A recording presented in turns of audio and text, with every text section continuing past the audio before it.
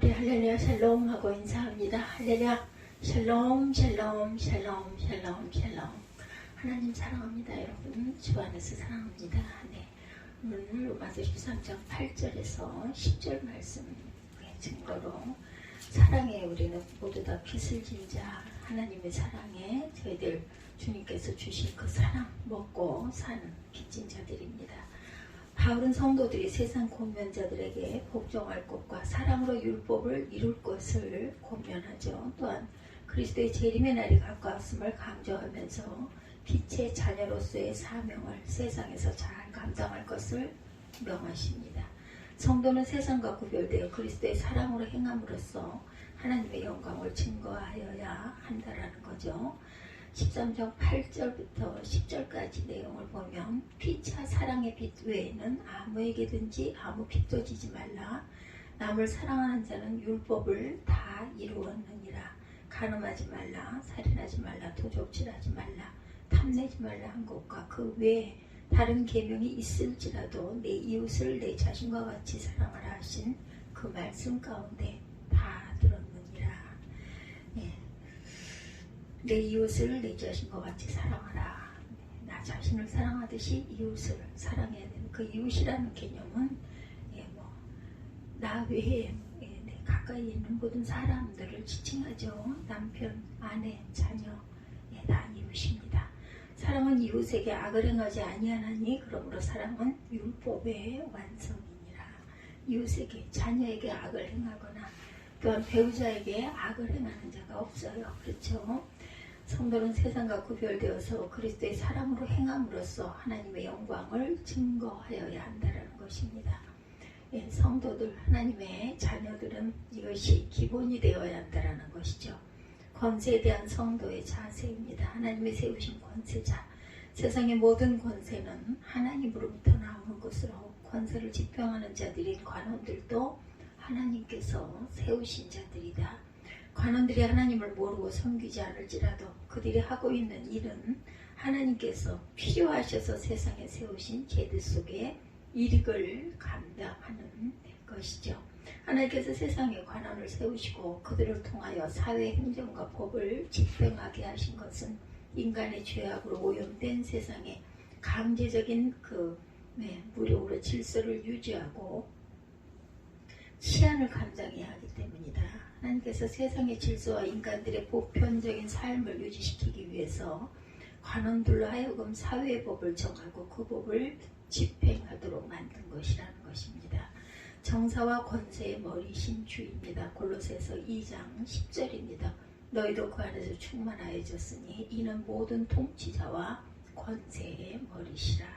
하나님께 속한 권능입니다. 시편 62편 11절에 하나님이 한두 번 하신 말씀을 내가 들었나니 권능은 하나님께 속하였다 하셨도다. 13장 1절에 보면 각 사람은 위에 있는 권세들에게 복종하라. 권세는 하나님으로부터 나지 않음이 없나니 모든 권세는 다 하나님께서 정하신 바라. 이렇게 말씀하죠. 2절에도 보면 그러므로 권세를 거스르는 자는 하나님의 명을 거스르니 거스르는 자들은 심판을 자취하리라. 3절에 다스리는 자들은 선한 일에 대하여 두려움이 되지 않고 악한 일에 대하여 되나니 네가 권세를 두려워하지 아니하려느냐. 선을 행하라. 그리하면 그에게 칭찬을 받으리라. 관원의 권세를 두려워해야 할 성도들이라는 것이에요. 3절에 말씀하고 있죠. 다스리는 자들은 선한 일에 대하여 두려움이 되지 않고 악한 일에 대하여 되나니 내가 권세를 두려워하지 아니하려느냐. 선을 행하라. 그리하면 그에게 칭찬을 받으리라. 관원의 권세를 두려워해야 할 성도들입니다. 하나님의 권세를 받아 집행하는 관원들에 대하여 우리는 순응해야 한다. 그들의 권세가 하나님께로부터 말미암으므로 성도로서 하나님의 권세에 순복해야 한다는 거죠. 하나님의 백성이 되었다고 해서 세상의 권세를 무시해서는 안 되는 겁니다. 성도들은 하나님 나라의 시민인 동시에 아직은 이 땅의 시민들이기 때문이죠. 특별한 경우를 제외하고 관원들이 집행하는 법은 보편적으로 하나님의 법의 원칙에서 크게 벗어나지 않습니다.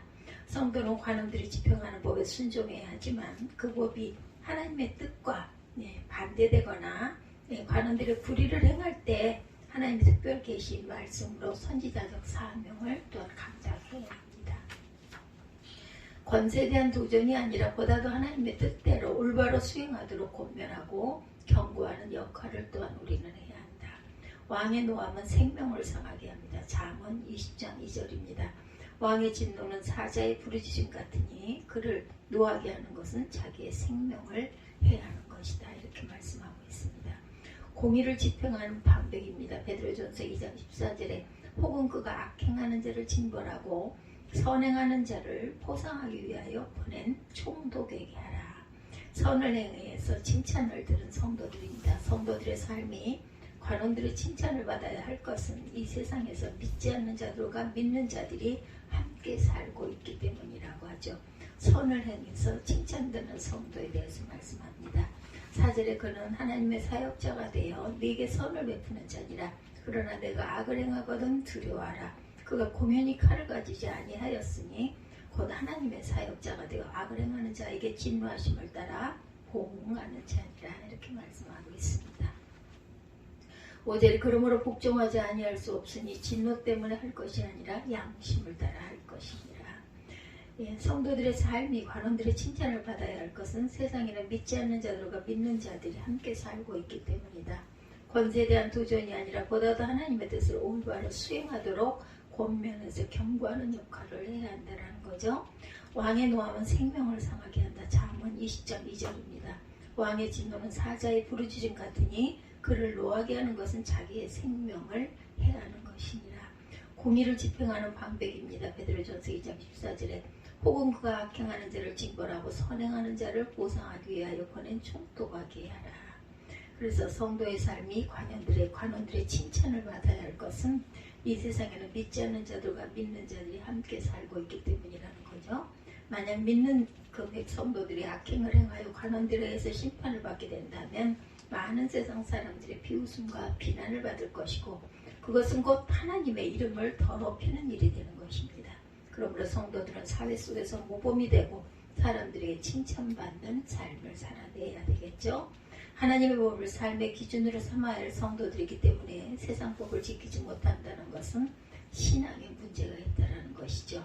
교회가 행을 당하지 않기 위하여 베드로전서 3장 13절에 너희가 열심으로 선을 행하면 누가 너희를 헤아리요. 고요하고 평안을 누립니다. 디모데전서 2장 2절에 임금들과 높은 지위에 있는 모든 사람을 위하여 하라. 이는 우리가 모든 경건과 단정함으로 고요하고 평안한 생활을 하려 합니다. 양심에 기초한 세속 법을 또한 우리는 준수할 줄 알아야 합니다. 그러므로 5절부터 보면 복종하지 아니할 수 없으니 진노 때문에 할 것이 아니라 양심을 따라 할 것이라. 5절에 말씀하고 있죠. 하나님께서 세우셔서 이 세상의 질서와 치안을 유지하게 할 그 세속 권세에 순종하는 구체적인 방법 중에 하나가 공세를 세금 내는 것입니다. 바울은 성도들에게 공세를 바침에 있어서 굴복하지 아니할 수 없어서 노를 인하여 하지 말고 양심을 위하여 기꺼이 할 것을 말하고 있습니다. 실제로 관원들이 사회의 법을 집행하고 다스리기 위해서 돈이 필요하고 그 모든 활동이 결국엔 모든 시민들을 위한 것이므로 시민들의 세금으로 그 일을 감당해야 하는 거죠. 그러므로 성도들은 세금을 내는 데 있어서도 세상 사람들의 모범이 되어야 할 필요가 있다. 바울은 성도들에게 모든 자에게 줄 것을 주되 질서에 따라 바칠 것은 바치고 두려워할 자를 두려워하라고 말씀합니다. 이는 사회생활 속에서 권위와 질서를 존중하며 살아가라는 것이죠. 선한 양심으로 해야 된다. 베드로전서 3장 16절에 선한 양심을 가지라. 이는 그리스도 안에 있는 너희의 선행을 욕하는 자들로 그 비방하는 일에 부끄러움을 당하게 하려 합니다. 하나님을 두려워해야 합니다. 베드로전서 2장 17절에 무사람을 공경하며 형제를 사랑하며 하나님을 두려워하며 왕을 존대하라. 율법의 완성인 사랑의 법이죠. 바울은 성도들에게 피차 사랑의 비대에는 어떤 빛도 지지 말라고 명합니다. 6절에 너희가 조세를 바치는 것도 이로 말미암음이라. 그들이 하나님의 일꾼이 되어 바로 이 일에 항상 힘쓰느니라. 모든 자에게 줄 것을 주되 조세를 받을 자에게 조세를 바치고 관세를 받을 자에게 관세를 바치고 두려워할 자를 두려워하며 존경할 자를 존경하라. 그리고 사랑은 율법의 완성이라고 8절에 말씀하고 있습니다. 법의 완성인 사랑의 법이죠. 빛과 사랑의 빛 외에는 아무에게 된들 아무 빛도 지지 말라. 남을 사랑하는 자는 율법을 다 이루었느니라. 성도들에게 빛과 사랑의 빛 외에는 어떠한 빛도 지지 말라고 말하면서 사랑을 실천하는 행하는 모든 자는 율법을 다 율법의 완성이라고 말합니다. 하나님께서 모세에게 율법을 주셨을 때 모든 계명의 근본 사상은 하나님의 거룩하심에 근거한 사랑이었습니다. 이웃을 사랑하는 자가 하나님의 계명을 어겨서 이웃에게 해를 끼칠 리가 없기 때문이죠. 그러므로 하나님께 대한 성도의 사랑은 이웃에 대한 사랑과 직접적으로 연관되어 있습니다. 이런 사실은 예수 그리스도께서 모든 율법을 십자가에서 완성하시고 제자들에게 새 계명을 주심에서 나타납니다. 새 계명은 그리스도께서 죄인을 사랑하셨듯이 성도들도 서로 사랑하라는 말씀이죠. 그러므로 신약의 성도는 구약의 율법보다 차원이 높은 사랑의 법을 쫓아 살아가는 자들이죠. 신령한 빛을 진 성도입니다. 로마서 15장 27절에 저희가 기뻐서 하였거니와 또한 저희는 그들에게 빚진 자니 만일 이방인들이 그들의 영적인 것을 나눠 가졌으면 육적인 것으로 그들을 섬기는 것이 마땅하니라. 사랑의 빛을 줬어요. 요한 1서 4장 19절입니다. 우리가 사랑하면 그가 먼저 우리를 사랑하셨습니다. 말씀하죠. 말세에 전 성도의 우리의 자세는 과연 그러면은 어떻게 할 것인가. 9절에 간음하지 말라, 살인하지 말라, 도적질하지 말라, 탐내지 말라 한 것과 그 외에 다른 계명이 있을지라도 내 이웃을 내 자신과 같이 사랑하라 하신 그 말씀 가운데 다 들었느니라. 사랑은 이웃에게 악을 행하지 아니하니 그러므로 사랑은 율법의 완성이다. 이렇게 말씀하죠. 우리가 사랑의 빛을 지고 살아요. 요한일서 4장 19절에 우리가 사랑하면 그가 먼저 우리를 사랑하셨기 때문에 우리가 서로 사랑해야 된다는 겁니다. 사랑은 이웃에게 악을 행하지 아니하나니 그러므로 사랑은 율법의 완성이니라. 11절에 또한 너희가 이 시기를 알거니와 자다가 깰 때가 벌써 되었나니 이는 이제 우리의 구원이 처음 믿을 때보다 가까웠다. 구원의 때가 가까웠다고 말씀하죠. 11절에 바울은 자다가 깰 때가 벌써 되었다고 하면서 성도의 구원이 처음 그리스도 안에서 구원을 처음 믿을 때보다 가까웠음을 말씀합니다. 그리스도의 재림이 가까웠음을 의미하는 거죠. 성도는 이미 그리스도 안에서 구원을 받았지만 구원이 완성된 것은 아닙니다. 즉 성도의 구원은 진행 중에 있는 것이다. 그리스도의 재림 때야 비로소 성도의 구원이 완성 단계에 이르게 된다는 것이죠. 구원의 때가 가까웠다.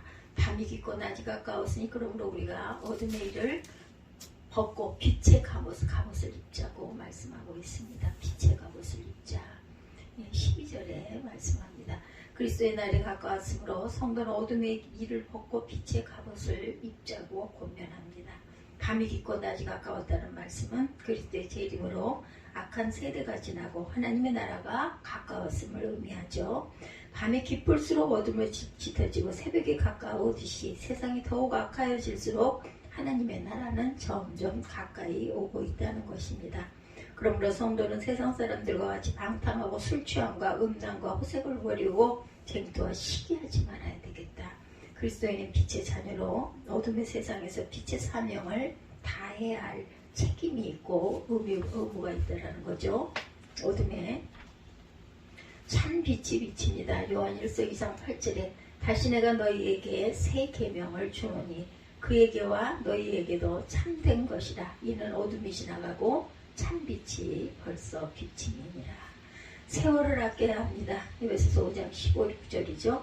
그런즉 너희가 어떻게 행할지를 자세히 주의하여 지혜 없는 자같이 하지 말고 오직 지혜 있는 자같이 하여 세월을 아끼라. 때가 악하니라. 예수 그리스도로 옷 입으라고 말씀하고 있습니다. 바울은 성도들에게 예수 그리스도로 옷 입으라. 13, 4절입니다. 낮에와 같이 단정히 행하고 방탕하거나 술 취하지 말라. 음란하거나 호색하지 말며 다투거나 시기하지 말고 오직 주 예수로 옷 입고 정욕을 위하여 육신의 일을 도모하지 말라. 14절이죠. 예수 그리스도를 옷 입으라고 말했는데 이는 그리스도와 같이 거룩함으로 행할 것을 권면하는 말씀이죠. 세상 사람들은 자신의 육체의 정욕을 쫓아 살아가지만 성도는 그리스도를 닮아 오직 하나님의 기뻐하시는 뜻을 따라 육체의 정욕을 버리고 거룩한 일로 행하여야 할 것이다. 특히 그리스도의 십자가는 하나님의 사랑과 공의를 잘 나타내고 있죠. 성도는 그리스도의 사랑과 거룩을 쫓아 살아갈 때 빛의 사명을 온전히 감당할 수가 있다. 그리스도의 옷 입음입니다. 갈라디아서 3장 27절에 누구든지 그리스도와 합하기 위하여 세례를 받은 자는 그리스도의 옷을 입었느니라. 새 사람을 입었어요. 에베소서 4장 24절입니다. 하나님을 따라 의와 진리의 거룩함으로 지으심을 받은 새 사람을 입으라. 아멘. 종말을 사랑하는 성도는 더욱 그리스도의 새 계명인 사랑을 실천하는데 힘써야 되겠다. 그리스도의 재림이 가까울수록 사단의 세력은 더욱 기승을 부려서 악한 일들이 세상에 더욱 많이 일어나게 되므로 성도는 어두운 세상의 빛으로 밝히 드러나야겠다는 거죠. 예, 우리는 사랑의 빛인 자들입니다. 세상 무서운 것이 빛이죠. 예, 빛. 그래서 이자가 다락같이 요즘에 올라가고 있습니다. 이 세상에는 지독하고 무서운 것들이 더러 있지만 그중 하나가 바로 이 빚진 일입니다. 19세기 영국의 빅토리아 시대에 우리가 잘 아는 산업혁명 시대라고도 부르죠. 빅토리아 여왕의 치세 기간이기도 합니다. 1837년부터 1901년까지 일어났던 그 산업혁명 시대. 그런데 그 눈부신 산업과 경제발전의 이면에 빈부격차로 인한 심각한 사회적인 문제들이 발생하기도 했죠. 그 중에 하나가 파산자 문제였습니다. 즉 사업 등의 이유로 남의 돈을 빌려 썼다가 갚지 못한 사람들이 많이 생겼고 그것이 사회적 문제가 되었다라는 것이죠. 우리도 한참 그 파산하여가지고 그 파산한 그 부분들을 갚기 위해서 아예 그냥 나는 아무것도 없습니다 하는 게 그런 또 그 파산한 자들을 구제하는 그러한 그 제도도 있었죠. 그래서 생겨난 법이 파선자법이라는 것인데 그런데 이 법은 파산자들을 보호하기 위한 것이 아니라 가진 자들을 보호하는 법이었다고 합니다. 그리고 이 법으로 만들어진 채무자 교도소라는 것이 생겼는데 빚을 갚지 못한 사람들을 가두는 교도소였다고 그러죠. 당시 빚을 갚지 못한 사람들을 그 묶었던 형틀들 이런 것들이 유튜브에 찾아보면 나와 있더라고요. 그리고 형틀에 묶인 사람들의 모습들도 볼 수가 있습니다. 분이 당시 런던에 7개의 채무자 교도소가 있었다고 그래요. 그중 가장 유명한 곳은 마샬시 교도소였다고 그러네요. 마샬이 아니라 마샬시 교도소. 이곳이 유명했던 이유는 올리버 트위스트, 크리스마스 캐럴, 예수 그리스도의 생애 등을 지은 영국의 대문호인 찰스 디킨슨, 그러니까 이 교도소에 갇혔었다고 합니다. 그때 그의 나이가 겨우 12살이었고 아버지가 이웃에서 빌린 40파운드 10실링, 지금 우리 돈으로 하면 7만원 조금 넘는 돈을 갚지 못해서 부모와 어린 동생 둘과 함께 교도소에 수감되었고 거기서 나올 때까지 하루에 10시간 이상의 노동을 했다고 그래요. 겨우 7만원 때문에 그의 부모는 어린 자녀들과 함께 끔찍한 형틀에 묶여서 수감 생활을 했다는 거죠. 그 빚의 아픔들 겪으신 분들 아마 계실 겁니다. 주변에 있는 어떤 분들도 보면 직장 생활을 안 하니까 자연히 빚이 생길 수밖에 없죠. 그런 가정들이 있어요. 하루 벌어 하루 먹는다, 날품팔이를 한다. 요즘에는 그래도 택배도 있고 또 밤에 그 대리운전 이런 부분들은 운전만 할 줄 알면 할 수 있기 때문에 하시는 분들도 있고 한데 그때만 해도 이런 것들이 없었겠죠. 아버지 대신에 어머니와 누나가 봉제 공장을 다녀가지고 또한 월급날만 되면 어김없이 찾아오는 분들이 있는데 바로 가까운 친지들이나 고향 사람들이었대요. 그들은 월급날 그리고 퇴근하는 시간을 어떻게 그렇게 정확하게 알았는지 작은 새방으로 와서 아랫목에 떡하니 버티고 앉아있다고 그러죠. 그랬을 때 어린 아들이 기억이 나는 거예요. 정말 싫고 빚이라는 것도 정말 지긋지긋할 정도로 싫었었다. 이런 내용이 실려 있는 걸 제가 봤습니다. 빚으로 인한 고통은 지금도 계속되죠. 빚으로 인하여 힘들어하는 사람들이 정말로 지금도 많다라는 것입니다. 한 20대의 청년이 빚은 정말 무서운 재앙이고 고통입니다. 한번 시작된 빚은 줄지 않습니다 라고 말하면서 자신의 빚은 대학 다닐 때 학비에 대출받은 것을 비롯해서 2,200만 원 정도 되는데 현재 비정규직으로 일하고 받는 급여가 150만 원이라고 그러네요. 빚은 줄어드는 것이 아니라 점점 늘어나고 있다면서 괴로움을 토로하는 그런 글도 본 적이 있습니다. 이 청년처럼 등록금과 생활비에 힘들어하는 대학생들과 부모님, 수백만의 실업자와 천만에 가까운 비정규직 종사자들, 그리고 장기화한 코로나로 인해서 매출이 줄어들어서 빚을 낼 수밖에 없는 사람들 등 빚에서 자유롭지 못한 우리의 이웃들이 지금도 우리 주변에 많이 있습니다. 본문이 빚에 관한 말씀이기 때문에 이런 말씀 제가 드린 것인데, 빚이라는 말 자체부터가 어둡죠. 본문이 말하는 빚은 또 다른 빚의 의미입니다. 어떤 빚에 관한 내용일까요? 우리 모두는 빚진 자들이고 빚을 갚을 수 없는 빚을 진 우리 모두는 다 빚쟁이입니다. 어떤 빚이에요? 사랑의 빚이죠. 많은 사람들이 수고와 희생이 있었기에 오늘 내가 있다라는 것, 내가 잘한 것은 부모님에게, 그죠? 길러주신 부모님에게 진 빚입니다. 무엇보다 우리 한 사람 한 사람을 위하여 부모가 치른 수고와 희생은 뭐라고 말할 수가 없죠. 누구나 다 자녀들이라면 그렇습니다. 그뿐인가 다른 가족, 친구와 스승과 국가를 위해 희생하신 분들에게도 우리는 또한 어떤 면으로는 빚을 진 거죠. 그들이 수고하고 희생해 주었고 버팀목이 되어 주어서, 기댈 언덕이 되어 주어서 우리가 이렇게 잘 대한민국에서 살게 되고 이 땅이, 우리나라가, 대한민국이 서게 된 것이죠. 우리가 먹는 밥, 쌀만 해도 그냥 밥상에 오르는 것이 아니죠. 한 폭이 비어 이삭이 자라서 열매 맺기까지 자연을 통한 하나님의 은혜와 농부의 수고와 땅이 얼마나 많이 깃들어 있겠습니까? 그처럼 저와 여러분은 정말 많은 이들에게 빚을 지고 살아왔고 앞으로도 그럴 것이라는 것. 어떤 그 회사 대표이사인 그 사장님, 그는 KT의 전무와 부사장을 역임했고 애경그룹에서 일을 했어요. 세라젬 헬스 앤 뷰티 대표이사인 조서환 씨의 이야기입니다. 그는 아이디어 뱅크, 즉 아이디어가 넘치는 사람이자 나라가 인정하는 마케팅의 대가이기도 하죠.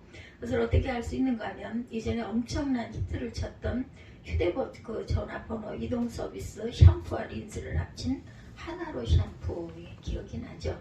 20세에 그 치아를 80세까지 유지하려는 2080, 저도 이 치약을 쓴 기억이 납니다.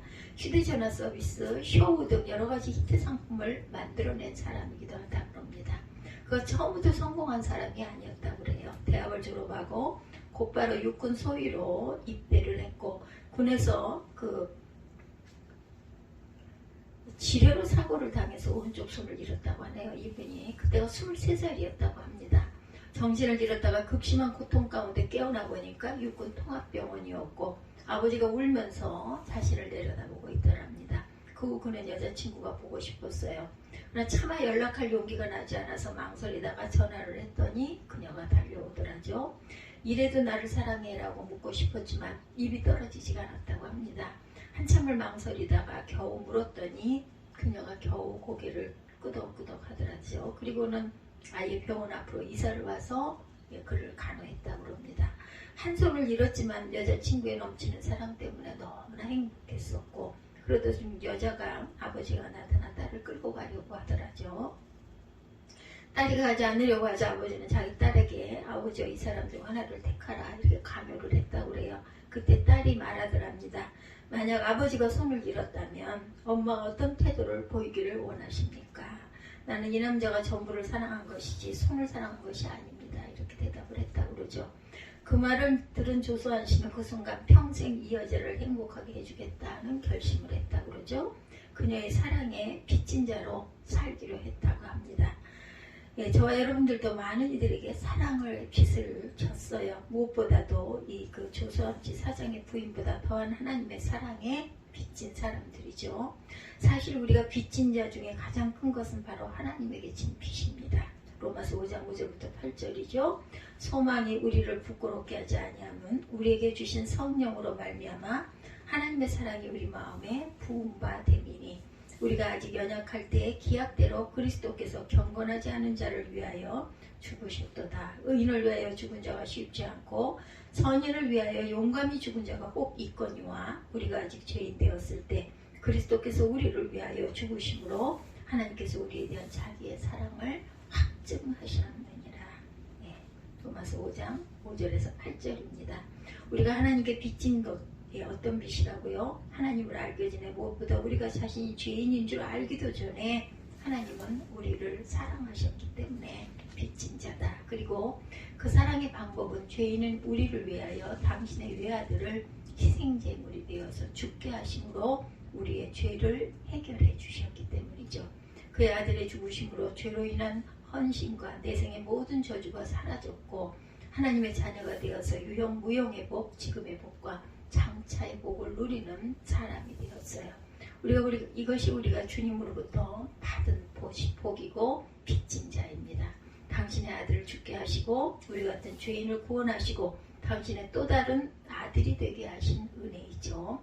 인도에 존경받는 그리스도 그 지도자인 선다싱, 네, 그분이 복음을 전하러 가던 길에 어느 산을 넘고 있었어요. 마침 산에 불이 나서 많은 사람이 그불을 끄려고 모여 있었는데 선다싱이 그곳을 지나다가 불 끄는 사람들 가운데 아주 이상한 장면을 목격합니다. 사람이 불이 붙는 어떤 나무를 우두커 쳐다보고 있더라죠. 무엇을 보고 있느냐고 묻자 사람들은 그 나무 위에 있는 그 사람은 새 둥지를 가리켰어요. 그 둥지 안에는 어린 새들이 있었고 어미새는 어쩔 줄을 몰라 하며 그 주변을 날고 있더랍니다. 사람들은 어린 새들을 살리고 싶었지만 불길이 워낙 사나워서 그저 바라만 볼 뿐이었다고 그러죠. 결국 새 둥지에도 불이 붙었습니다. 근데 어미새가 새끼를 다녀먹어 날아가 버릴 줄 알았는데 둥지 안으로 들어서 가서 불타는 새끼들을 날개로 감싸 안고 새들과 함께 다 죽는 것이었다고 합니다.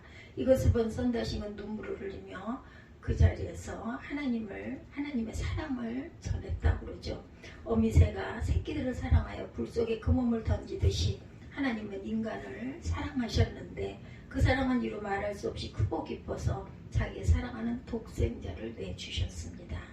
죄로 말미암아 죽어가는 인류를 살리기 위해 하나님의 아들이 저주의 십자가에 자신을 던지셨지요. 불타는 현장에서 어미새의 사랑을 본 그 마을 주민들은 선다싱의 전도를 받아서 주님을 믿게 되었다고 합니다.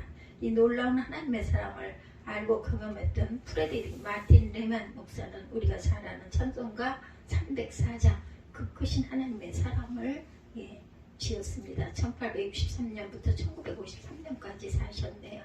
그는 농촌의 작은 교회를 목회하면서 생활이 너무나 어려워서 치즈 공장에서 일을 했다고 그러죠. 그러다 보니 목회도 생활도 너무 힘들어서 종종 하나님을 향하여 원망을 했다고 그래요. 그러던 중 하나님의 놀라운 사랑을 깨닫고 지은 찬송시가 그 크신 하나님의 사랑입니다. 그 크신 하나님의 사랑 말로 다 형용 못하네.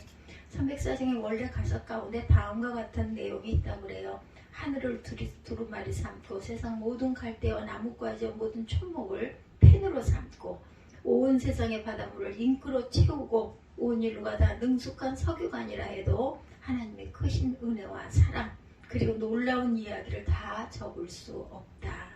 죄인인 우리를 위해서 당신의 아들을 희생하신 하나님의 사랑이 그만큼 놀랍고 크다라는 것입니다. 그래서 오늘 본문에서 바울은 저와 여러분이 이러한 하나님의 사랑을 받은 것을 빚이라고 표현하고 있는 거죠.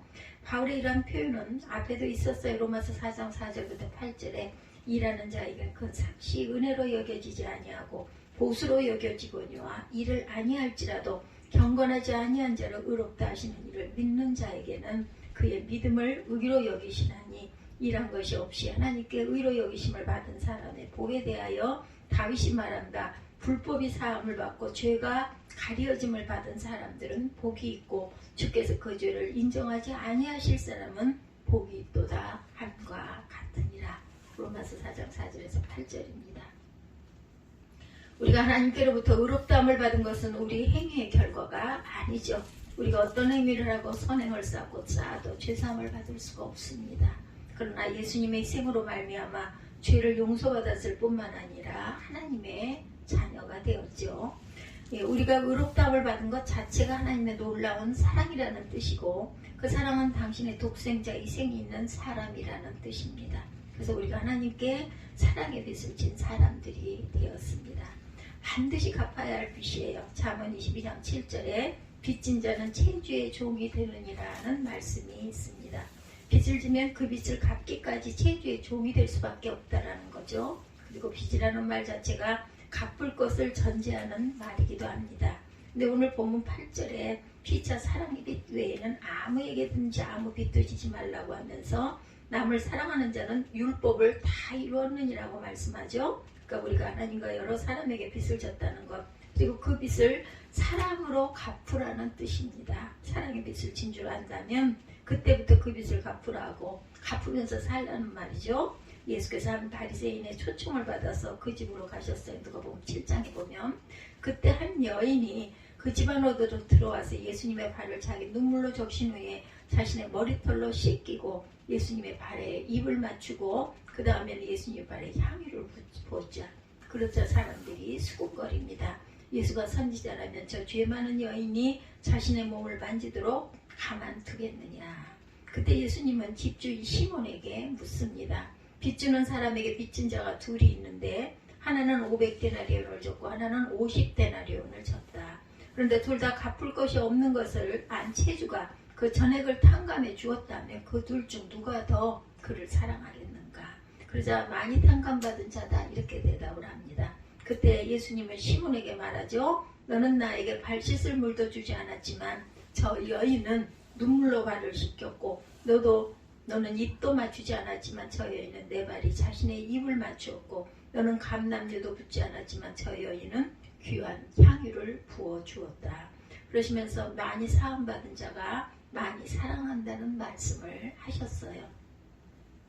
하나님으로부터 말로 다 할 수 없는 사랑받는 것을 아는 사람은 주님과 다른 사람들을 그만큼 사랑하게 되어 있다라는 것이죠. 자신이 사랑에 빚진 자인 줄 아는 사람은 그 빚을 갚는 자로 산다라는 말입니다.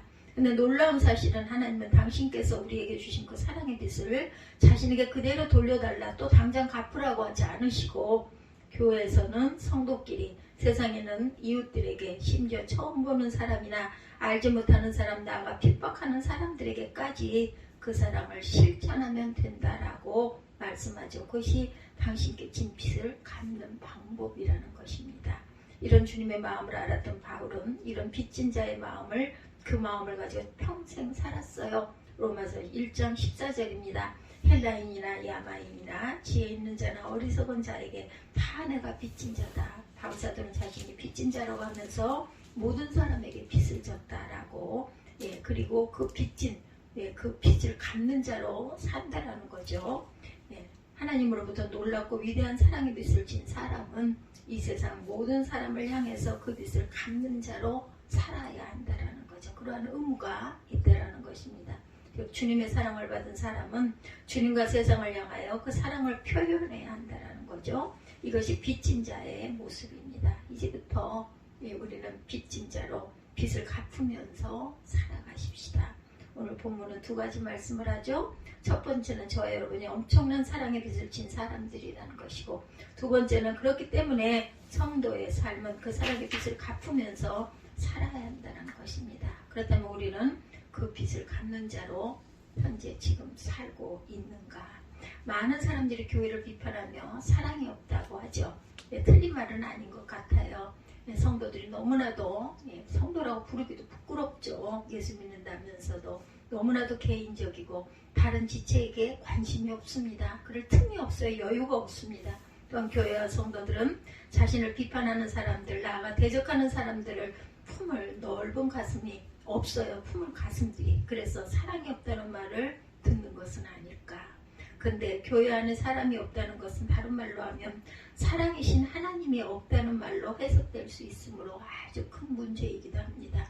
사랑이 없다고 사랑이신 하나님이 교회에 계시지 않는다. 사랑이신 하나님이 성도의 가슴에 없다. 정말 큰 일입니다. 사랑은 성도의 지극히 당연한 모습이라는 것을 기억하십시다. 감정과 상황에 따라 수시로 변하는 값싼 사랑이 아니라 어떤 경우에도 변하지 않는 것이 주님께서 보여주신 사랑이고 먼저 교회 안에 이런 사랑으로 가득하게 하고 그 다음 세상을 바라보십시다.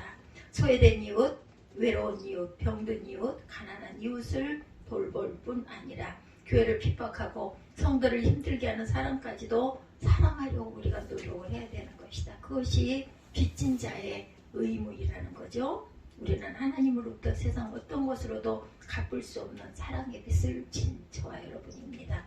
우리가 아직 죄인 되었을 때, 자신이 죄인인 것조차 알지 못했을 때, 우리가 하나님을 알지 못하고 그를 향하여 도와달라고 부르짖기 전에 하나님께서 먼저 우리를 사랑하사 당신의 아들을 희생하신 놀라운 사랑을 받았습니다. 그렇기 때문에 하나님을 위해 무슨 대단한 일을 하겠다고 결단하고 주님의 나라 복음을 위해 위대한 삶을 살겠다고 말하지 말고 먼저 작은 사랑이라도 실천하십시다. 저와 여러분의 곁에 계신 분, 가족, 이웃, 직장 동료를 사랑하는 것이 하나님을 위한 위대한 일이고 그렇게 사는 것이 복음적인 삶이라는 것.